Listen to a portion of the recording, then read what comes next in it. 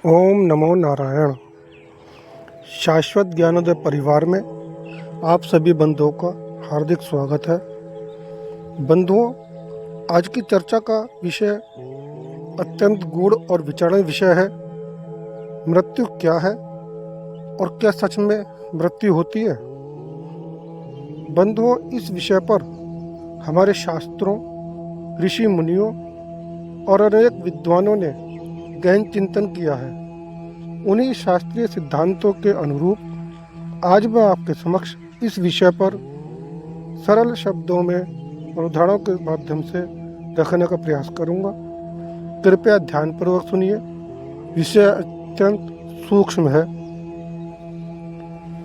तो बंधुओं, सबसे पहले ये समझना आवश्यक है कि जन्म और मृत्यु दोनों ही मानव के हाथ में नहीं है।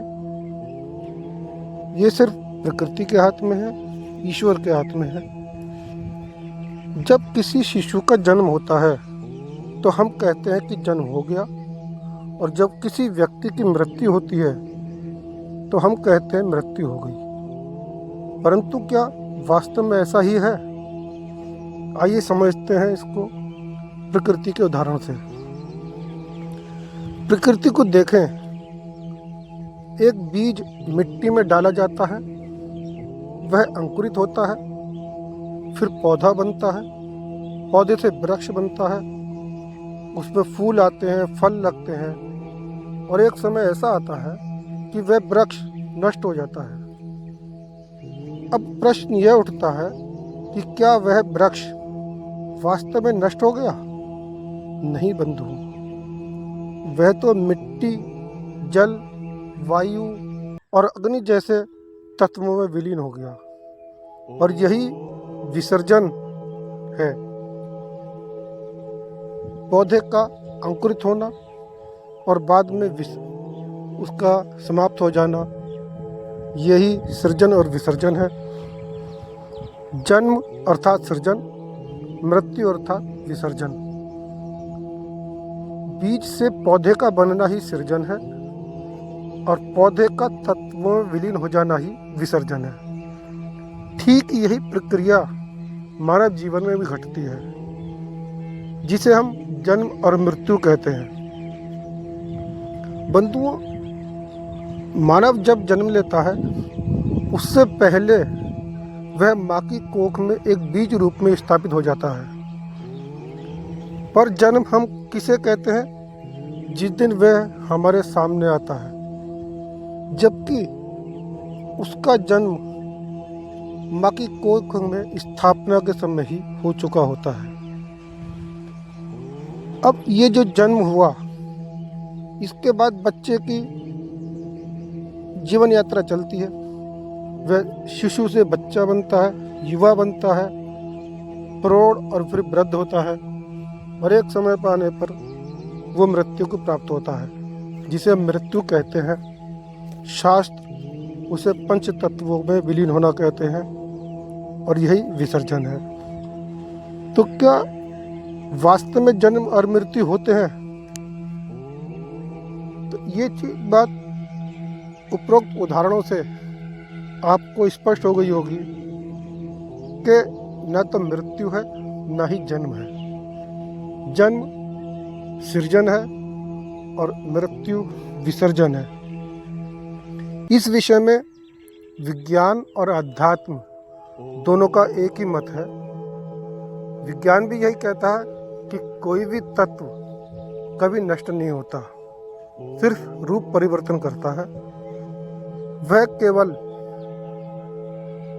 सूक्ष्म से अति सूक्ष्म और अति सूक्ष्म में बदलता जाता है, और जितना सूक्ष्म होता जाता है अधिक शक्तिशाली होता जाता है, जिसे अंतिम रूप से उसे गॉड पार्टिकल्स कहता है विज्ञान, और उसी को आध्यात्म ईश्वर तत्व कहता है। आत्मा का परमात्मा में विलय होना ही आत्मा का सूक्ष्म से सूक्ष्म में पहुंचना है। बंधुओं, जब आत्मा, जो कि खुद सूक्ष्म है, और सूक्ष्मता की ओर बढ़ती है। धीरे धीरे धीरे धीरे वो और अति शक्तिशाली होती जाती है और जब अंतिम सूक्ष्म के स्तर पर पहुंचती है तो वह अपने ईश्वर के अर्थात परमात्मा में विलीन हो जाती है और यही आत्मा का परमात्मा में विलीन होना कहते हैं। तो बंधुओं, एक चीज स्पष्ट हो जाती है कि मृत्यु अर्थात विसर्जन मृत्यु नहीं है, वह एक नए सृजन की सीढ़ी है और जन्म अर्थात सृजन वो जन्म ना होकर के एक विसर्जन की प्रथम सीढ़ी है। जब तक विसर्जन नहीं होगा तब तक नया सृजन नहीं होगा और जब नया सृजन होता है तो उसका विसर्जन होना भी अवश्यम भावी है। हम ना जन्म लेते हैं ना मृत्यु होती है, ये तो सिर्फ सृजन से विसर्जन तक की एक यात्रा है जिसमें हम सब जी रहे हैं और ये अनंत काल से अनवरत चल रही है। तो बंधुओं, आशा है आपको मेरी बात जो मैंने आपके सामने रखी वो समझ में आई होगी और स्पष्ट भी हो गई होगी। यदि आपको इस विषय में कोई भी जिज्ञासा हो तो आप कमेंट्स में अपनी जिज्ञासा रख सकते हैं। आशा है प्रयास करेंगे हम उनको अगले चर्चा में आपकी जिज्ञासा को पूर्ण करने का।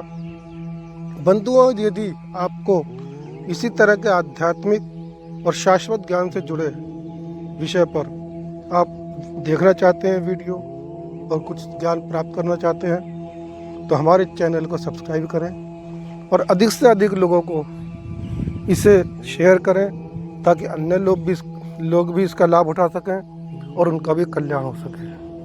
ओम नमो नारायण।